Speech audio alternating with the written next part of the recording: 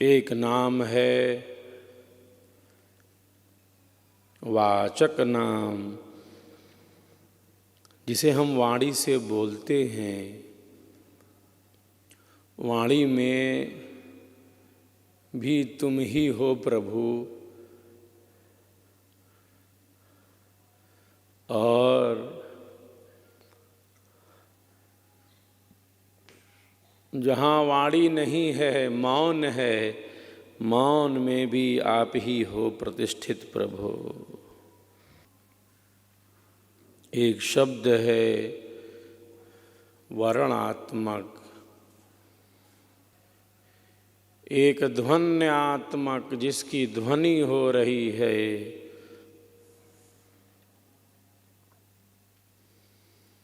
और एक अनुभवात्मक शब्द है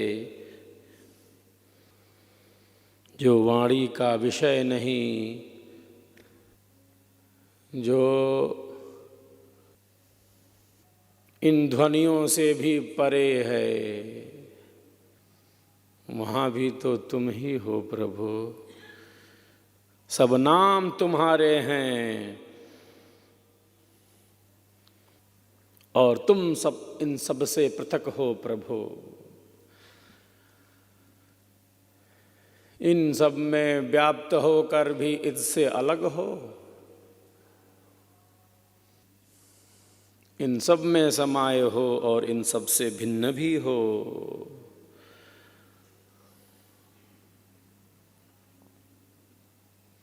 कण कण में हो और इससे भिन्न भी।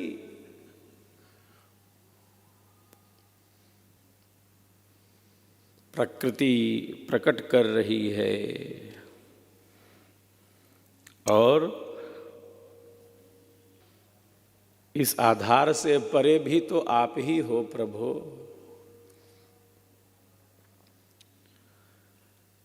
जहाँ आधार नहीं है प्रकृति का,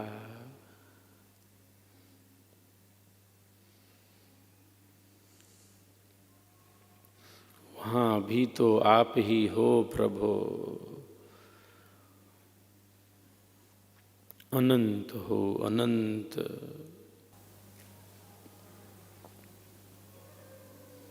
माता भूमि पुत्रोऽहं पृथिव्यः।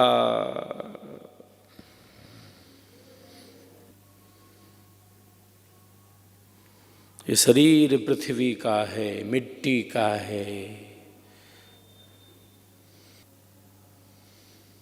इसीलिए तो मिट्टी में मिल जाता है। शरीर का मुख्य बाहरी और भीतरी भाग पृथ्वी तत्वों का ही तो बना है। अग्नि है हमारे भीतर, अग्नि तत्व है। जब शरीर की अग्नि शांत हो जाती है, जब शरीर की अग्नि शांत हो जाती है, तब हमारे बंधु बांधव कहते अब चिता की अग्नि पर ले चलो, चिता की अग्नि जलाओ। चिता की अग्नि जला देते।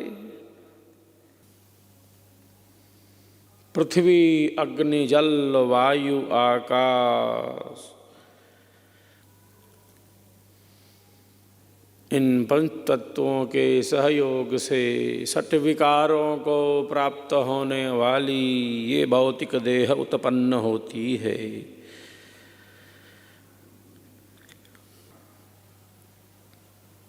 शरीर बना है मिट्टी का।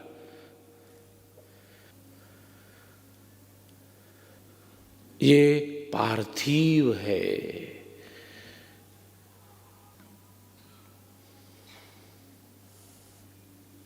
पंचत्वम गतः, जो जहाँ से तत्व आए थे वहाँ पहुँच गए। तो मिलकर बना था। जो संयोग से बना था उसका वियोग नहीं होगा तो क्या होगा। जो संयोग से बना था उसका तो वियोग होगा, निश्चित है। रिजर्वेशन कन्फर्म है, डेट न मालूम हो भले।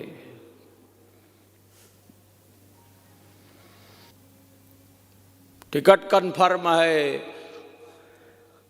डेट का ही पता नहीं। जो वस्तु उत्पन्न होती है अपने कारण में चली जाती है।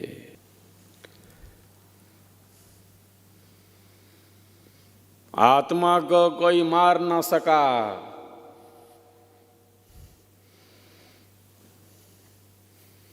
आज तक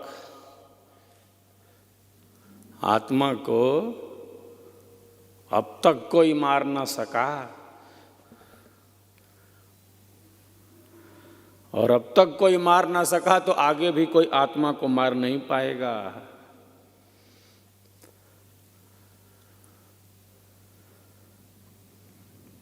शरीर नष्ट होता है,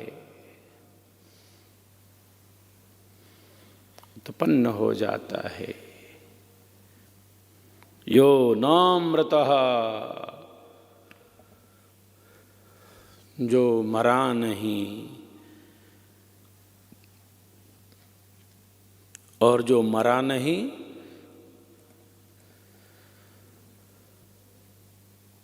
कौन नहीं मरा? वही नहीं मरा जो उत्पन्न ही नहीं हुआ। वही नहीं मरता। कौन? कौन नहीं मरता? वही नहीं मरता जो पैदा ही नहीं होता। वो नित्य है, सनातन है, सहज है, निरंतर है, सदैव है, शाश्वत है।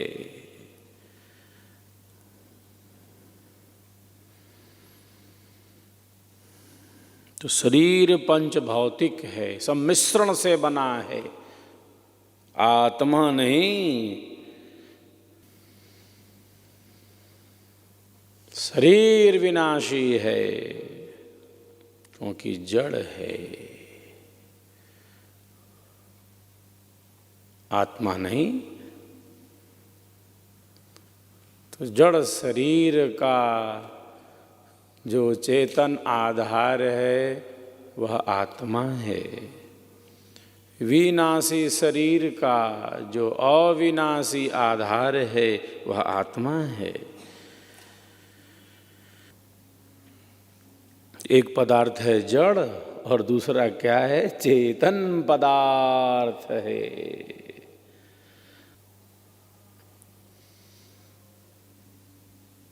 एक जड़ है, दूसरा चेतन है। प्रकृति जड़ है, परमात्मा चेतन है।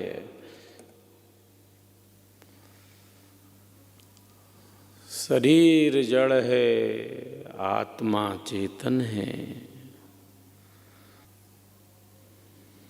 पृथ्वी, अग्नि, जल, वायु, आकाश, इन पंच तत्वों के सहयोग से षट विकारों को प्राप्त होने वाली यह भौतिक देह है।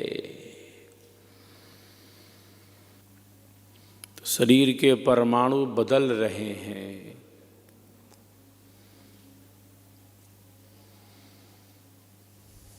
हर क्षण जो बदल रहा हो,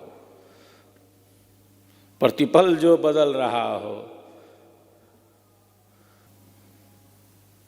आत्मा वही है। अवस्था बाल्यावस्था से वृद्धावस्था हो गई,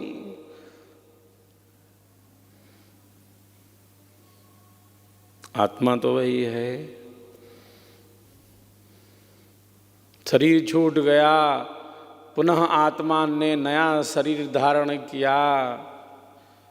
अनादिकाल से शुभाशुभ कर्मों को करता हुआ, नाना प्रकार के कर्मों के फलों को भोगता हुआ संसार सागर में घबराते हैं सभी मृत्यु से।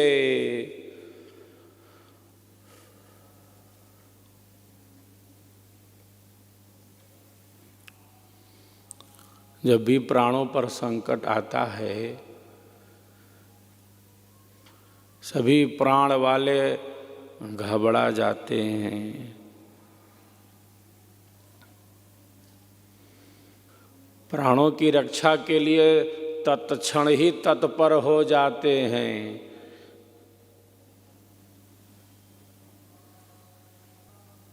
प्राण इतने प्रिय हैं,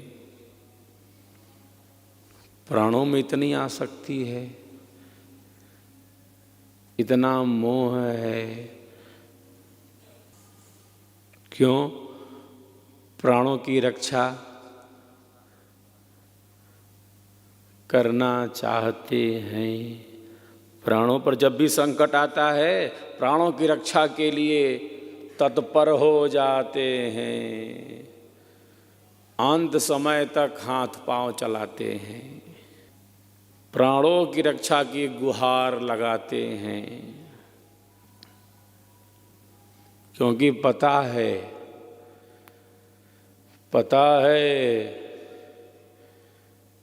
कि प्राणों के छूटने पर कितना कष्ट मिला, प्राणों के छूटने पर कितना कष्ट मिलता है, कितना मिल चुका है, कितनी बार मिला है। शरीर छूटने का भय है।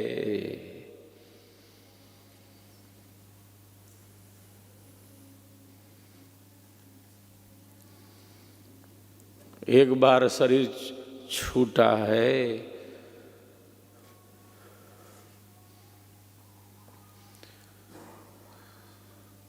मृत्यु की पीड़ा का अनुभव एक बार हुआ है।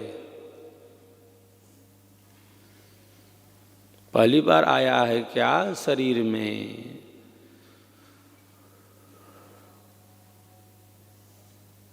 अनंत अनंत काल से। इसीलिए जब भी प्राणों पर संकट आता है, जब भी प्राणों पर संकट आता है, सभी प्राण वाले चींटी से लेकर हाथी तक, सभी प्राण वाले, छोटे शरीर वाले से बड़े शरीर धारी तक, सभी प्राणों की रक्षा के लिए तत्पर हो जाते हैं।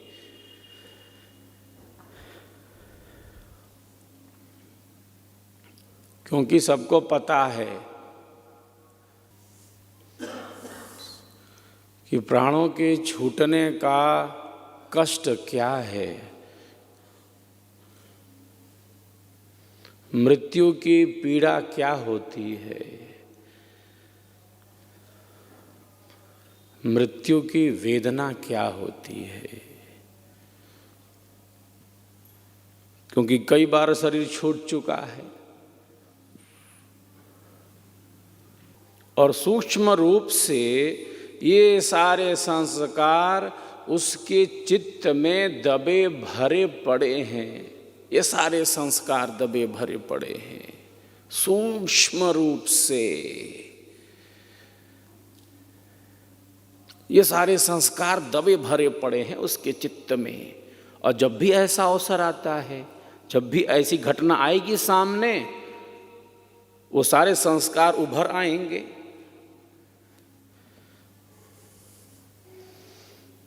सारे संस्कार उस उभर कर चित्रपट की तरह, कैमरे की तरह उसके सामने दिखने लगेंगे। क्योंकि स्टोर है उसके भीतर, सारा डेटा उसके भीतर है। आत्मा के पास अंतःकरण जो है ना,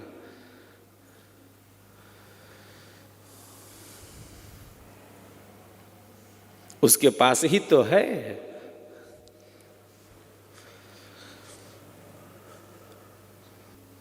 प्रत्येक आत्मा के पास अंतःकरण है। और मृत्यु की पीड़ा क्या, जन्म में क्या कम पीड़ा है। मां के गर्भ में बालक कितनी बार बेहोशी की हालत में चला जाता है, बेसुध हो जाता है, घोर अंधेरे में मलमूत्र से भरे शरीर में जैसे मानो नरक की यातना भोग रहा हो। कम पीड़ा है। नरक की पीड़ा मां का गर्भ जैसे मानो उल्टा लटक गया, मलमूत्र से भरे शरीर में घोर अंधेरे में न जाने कितनी बार वह शिशु बेहोश हो जाता है, बेसुध हो जाता है।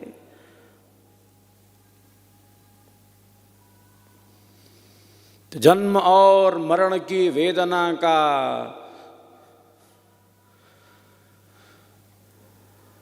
अनुभव किया है, और एक बार तो किया नहीं है। यही क्रम चल रहा है। जन्म हो गया तब क्या घबराना मृत्यु से।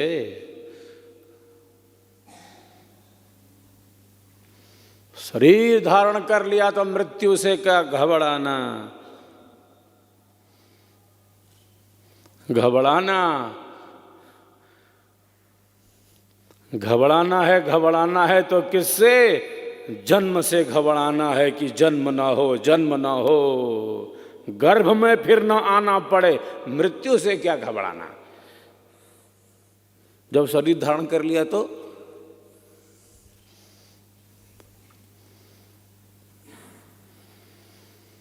जब शरीर मिल गया और देव दुर्लभतम शरीर मानव जीवन, ये मानव शरीर मिल गया। नहीं मानुषात् श्रेष्ठतरम ही किंचित, जिसे कहा जो है उसका अनुभव करना है।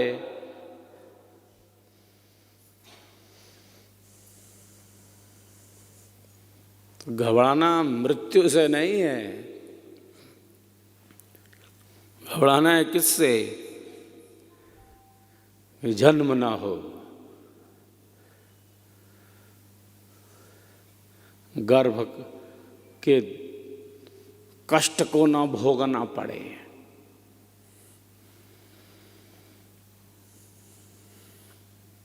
मृत्यु से क्या घबराना। तो जीवन जो है उसका अनुभव इसीलिए तो प्राप्त है।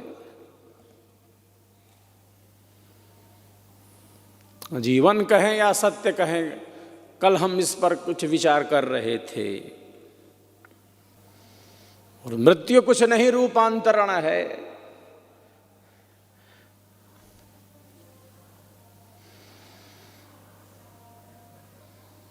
जैसा अंतःकरण है, जैसी स्थिति है, जिस प्रकार का मन है, जैसी बुद्धि है, जैसी हमारे चित्त की स्थिति है, लक्ष्य भले ना सिद्ध हुआ हो। साधक की श्रेणियां हैं, अनेकों साधक लक्ष्य तक पहुंच जाते हैं। लक्ष्य भले ना सिद्ध हुआ हो, जैसी स्थिति मन बुद्धि चित्त की है, पुनः वैसी ही स्थिति में तो हम पहुंचेंगे।